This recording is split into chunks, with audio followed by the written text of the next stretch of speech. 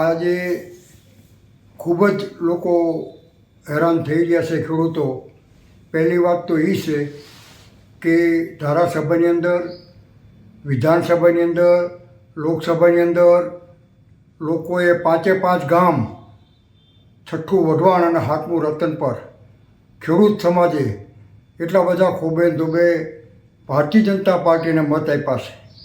ત્યારે મારે કહેવાનું એ છે કે જ્યારે કોર્પોરેશન બન્યું ત્યારે આ 40% શહેરી વિકાસ સચિવે હુકમ કર્યો 40% જમીન કપાત કરવી. તો જુનાગઢની અંદર જ્યારે કોર્પોરેશન બન્યું ત્યારે 8 વર્ષે લાગુ કરવામાં આવ્યું. પછી બીજી બાબત કે હિંમતનગરની અંદર 11 ગામ જોઈન્ટ થયા હતા, એમાં મહિલાઓ સહિત આંદોલન કરવામાં આવ્યું તો એને રદ કરવામાં આવ્યું.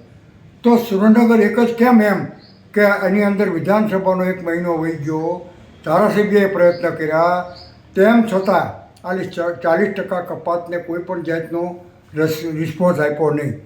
આના કારણે કોઈ પણ ખેડૂતને આ 7 વિસ્તારમાંથી 5 એકરનો ખેડૂત આપણે ગણવામાં આવે તો 1 એકરમાં 3000 વાર જમીન નીકળતી હતી, એના બદલે હવે 1800 વાર નીકળે. 1 એકરે 1200 વાર જગ્યા લઈ લેવામાં આવે, કોર્પોરેશન લઈ લે તો 5 એકરમાં 6000 આસપાસ જમીન ખેડૂતની જાય.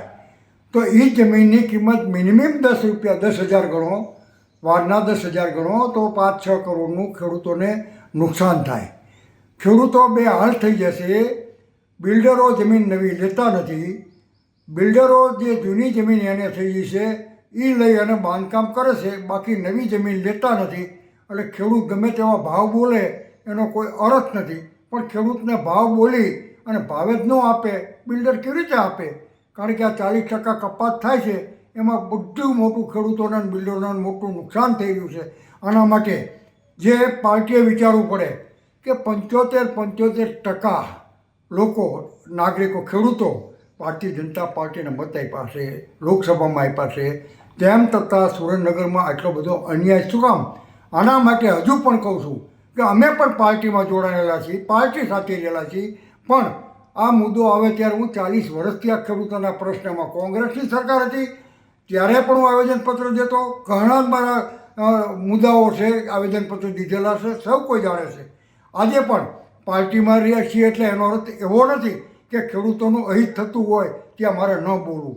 લોકો બધા મારી સાથે રજૂઆત કરવા આવે છે. મેં કીધું જુઓ, હજુ શાંતિ રાખો, બધા પ્રયત્ન કરે છે, પાર્ટીની અંદર ચાલે છે વાત. તો અત્યારે ચૂંટણી આવી ગઈ. હવે આ ચૂંટણીની અંદર ખેડૂતો ક્યાં મૂળ ઉપર ક્યાં ચાલશે કંઈ કહી શકાતું નથી, કોઈ બોલતા નથી. અત્યંત ગંભીર પરિસ્થિતિ પસાર થઈ રહી છે.